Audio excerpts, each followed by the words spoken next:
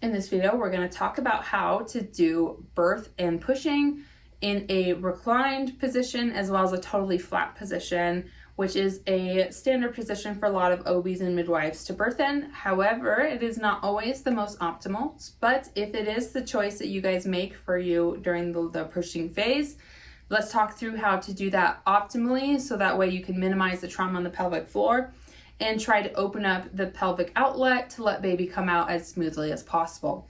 So when we're talking about birthing here, we need this part of the pelvis between the tailbone and your sit bones to get as open as possible for baby to come out. So we need the tailbone to be able to get out of the way, and we need those sit bones to spread apart as much as possible. This is obviously not a real pelvis, but you can see how this is the motion we want through the birthing process to make that opening as big as possible for baby to come out. The problem is if you're laying on your back in the birthing position, the table will block the tailbone, so that way it can't come out of the way, it can't extend. So if there's a table blocking it here, then this part of the pelvis can't open for baby to come out. So that's the biggest drawback to birthing on your back, is getting that blockage of the sacrum and tailbone. So it may cause some issues in that manner, but not always. What you can do to help minimize that is take a little bit of a rolled up towel or a thinly rolled blanket, and you're going to create a little horseshoe with it. And you're going to take this rolled up towel and you're going to try to create a horseshoe around the back of the sacrum. So that way we can unload the sacrum here. So you can see my rolled towel is going up and around the sacrum without any towel blockage of the actual sacrum itself. So when you're putting it on yourself or your loved one during the laboring process, you're going to get it like this, going up around the lower back area, right as it comes to the pelvis, and then coming down on either side of the glute muscles, leaving the center space where the sacrum and tailbone to be totally free, creating that horseshoe effect around that area.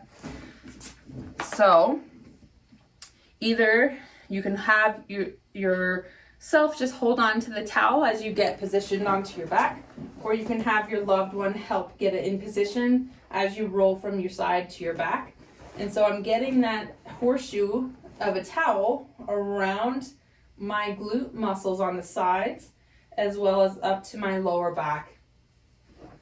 Now when we're getting into the birthing position to actually push, we want to bring knees up towards our chest and feet out to the side. This helps open up the bottom of the pelvis so that way baby can descend and have as much room as possible. So knees come up, feet come out. If you have loved ones or nursing staff that are holding your legs, just guide them into helping get this internal rotation with the feet out and knees in, instead of the typical position, which is mostly knees out and feet in. So this is where we want to help guide through that phase of knees in, feet out, and having your birth partners helping support your legs in this position as you do your pushing. Now, you can also do this in a semi-reclined position by just bringing the head of the bed up with just a little bit.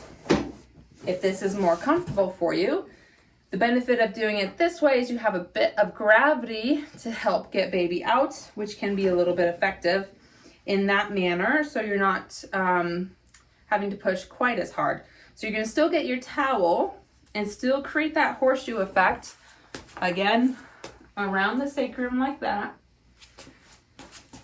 Get it in position as you get into that reclined spot. And doing the same thing, knees up, knees in, feet out, and you can do your birthing here. This is a great way to help open up that pelvis and can be more comfortable occasionally for some people. So you can try it fully flat as well as in that reclined position, whatever feels most comfortable. So these are your options for pushing on your back to try to optimize the baby coming out smoothly and decrease the trauma through the pelvic floor.